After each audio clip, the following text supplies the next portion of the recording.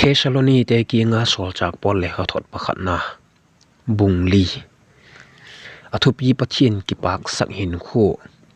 chuti chun su pi te ho atop penin la dan dingule pathian la ki pak sak dan dingu tu la danu keima wa ki pat la zilu hi la haudiek na dingun lalpa jesu chun kaniun katil khaw la hiu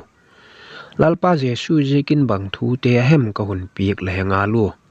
la thian tho o tat sul la ki su moi u hi pathian lung lama hi thiang tho le za takin nang mau ji te chiat wop thiang thon la pathian hello zan tel te go la hu pan lawin je thu chun ko man chon walin a unaw chungin thil phalo bol ki hen lalpa chu ji go la bol te chunga phuba la sek a hi jekin ka hun hil lo kun ka hun hiat sak zo taw hi abuk dingin pathian ni nei koi ei ko pon thiang tho dingin ei ko zo a hi jijek chun a khok salo chun mi hing khok salo hi pon pathian nang mawa thagaw thiang tho pe pa chu khok salo a hi zoi a hin su pite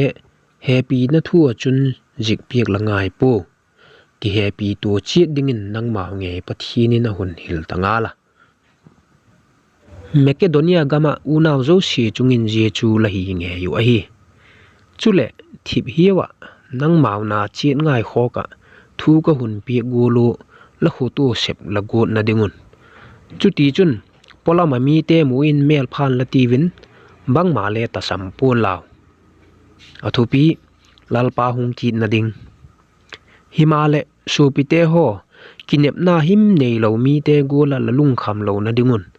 ipmute dan la het lo ka doi po hi jesu thi hen atho ki tai ti itak sanu chun jegol ma chun jesua imute chu pathinin ama to ki tonin hunpui nge ina je hi lalpa thun ka hil la hiu ei ho lalpa hung tianga hinga jing te hin ipmusa te chu ma khel poi tiu ti hi lalpa nge chu thupi ki ko thom to van sol chak chungnung pen ko na to pathian peng kul gi to wana ki pat hung ding a hingala chule krista ginga thita te kha thomasan tivin jezo chule ei ho hinga te hi van lai zo la khin lalpa tuk dingin amau to ki golin sum chunga lak toin hitiu ti chun kum tungin lalpa kieng tai tiu je jek chun je thu te hin ki thamon to chetun